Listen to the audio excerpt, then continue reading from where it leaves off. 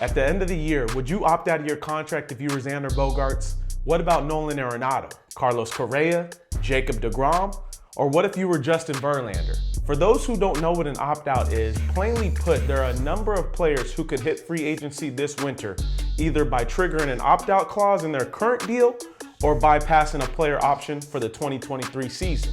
Quite a few dudes have to make some serious decisions in the next couple of months, and those decisions could earn them or cost them millions of dollars. And if you're new to my content, I'm X, a former major league player turned analyst, and I ain't your typical analyst. I don't sugarcoat it, because I don't have time for that.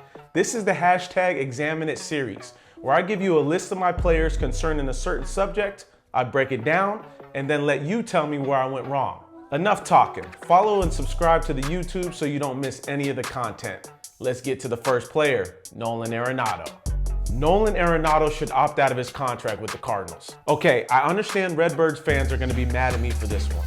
But remember, I'm thinking from a player perspective. And when you're a player as great as Nolan Arenado is, you're also a business. And the right business decision for him is to opt out of his contract. The Cardinals' third baseman can opt out of the final 5 years and $144 million contract. Obviously, he seems extremely comfortable in St. Louis, and I'm sure he wants to return. But he'd be leaving a lot of money on the table to do so. Arenado's having an MVP caliber season, and his 162 weighted runs created plus is fourth best among qualified hitters. Not to mention he's one of the best defenders we've ever seen. He's having a career year, and there are no more question marks about whether or not he can produce at an elite level outside of a Rockies jersey and Coors Field. He could easily look towards an Anthony Rendon comp and get a 6-year deal at the $35 million annual range Anthony Rendon received from the Angels. Now you're talking about $210 million guaranteed. Walking away from around $66 million would definitely hurt. I say Arenado should definitely opt out. What do you think? Jacob deGrom can opt out of the final year of his contract and $33.5 million this offseason. And if I were him, I would do it. And guess what? He's already said it's going to happen. And this was before he even took the mound this year. But I can't blame him. He deserves a much bigger and longer contract and deserves the security of knowing that, God forbid, if an injury were to happen, he would be taken care of financially. He's been one of MLB's most dominant pitchers for the past few years now. And since he's been back, he looks like the same old dude, averaging a ridiculous 99 miles per hour on his fastball with an unreal strikeout to walk ratio. It'll be interesting to see what teams are willing to offer him, considering we haven't seen him throw over 100 innings in a few years. I see him easily being in that 3 to 4 year range for at least $40 million annual, something similar to his teammate Mad Max. With that being said, deGrom is definitely opting out. Do you think he should?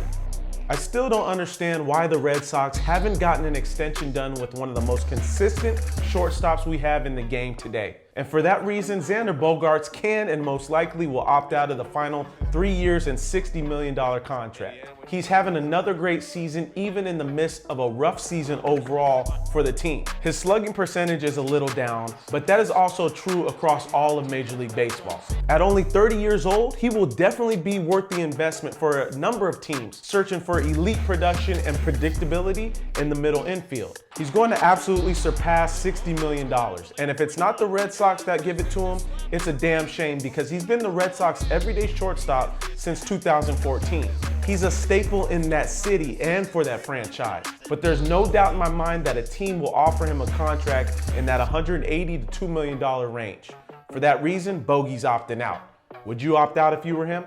Carlos Correa never got the $300 million deal he was looking for last year, but could get it this offseason. First, he'll have to decide if he'll opt out of the final 2 years and $70.2 million contract this offseason.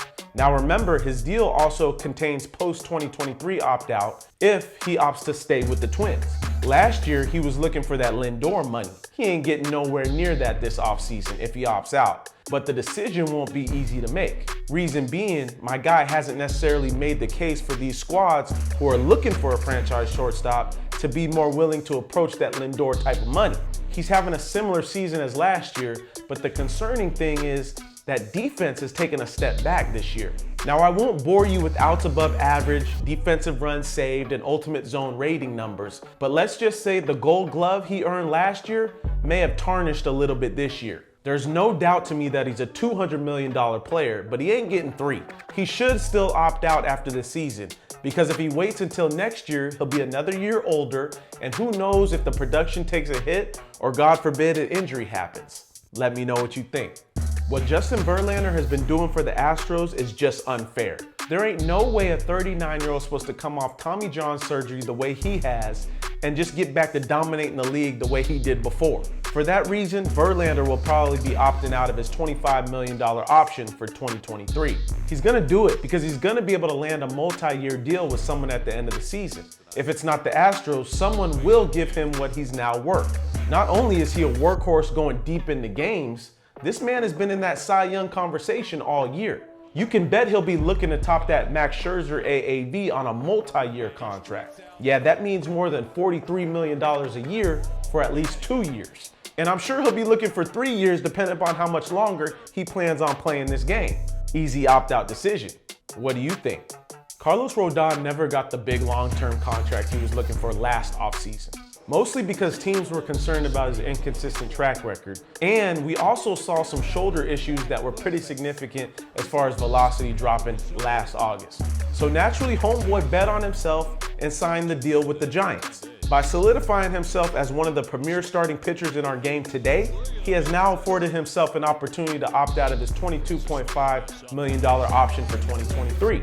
We understand that starting pitching is truly at a premium these days because you're seeing less and less guys be able to go 3 times through the order with consistent, dominant stuff. Rodon provides that, and going into his age 30 season next year, youth is on his side, and he could quite possibly receive the largest guaranteed contract of any free agent starter this offseason. If he chooses to opt out, which he should because he can most likely replace that 1 year, $22.5 million with a 5 to 6 year deal worth close to $150 million.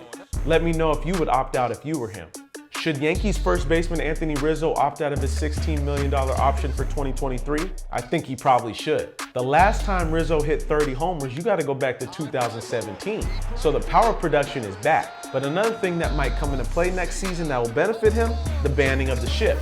He gets brutal results on balls in play and doesn't have a particularly impressive batting average at all. But that's largely due to how the shift has hurt Rizzo's overall production season after season. Rizzo faces a shift on 83.5% of his plate appearances, according to StatCast. There are few players that will benefit more from the banning of the shift than the Riz. He'll most likely outdo the $16 million salary over at least a 2-year term, even if the Yankees tag him with the qualifying offer. We will just have to wait and see who's willing to give it to him once he opts out. What jersey do you think Anthony Rizzo will be wearing next year?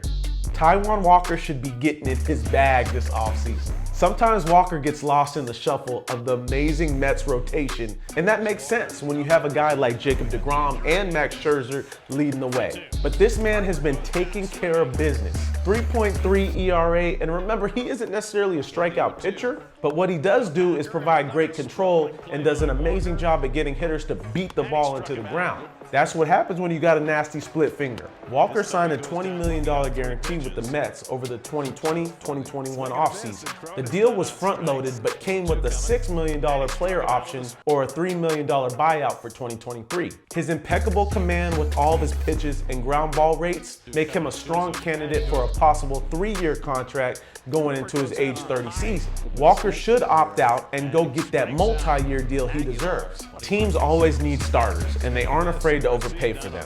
What do you think? I've been talking about some of the top players in Major League Baseball who have to make the tough decision of whether or not to opt out of their contract in search of bigger deals. There's one guy who should not opt out. Eric Hosmer isn't a top player anymore, and this is a guy who definitely should not opt out of the final 3 years and $39 million of his contract. It's an easy decision for him, and even though he hasn't lived up to the $144 million contract that he signed back in 2018 with the Padres, he deserved it at one point. His production just never reached the expectations of the Padres, and eventually he was traded to the Red Sox in replace of more production at his position. If Hosmer were a free agent, he'd probably be limited to only 1-year offers. So with that being said, he will opt to stay with the 3-year $39 million that the Padres are still on the hook for. Congratulations, Padres, you played yourself. Examine it all and let me know what you think.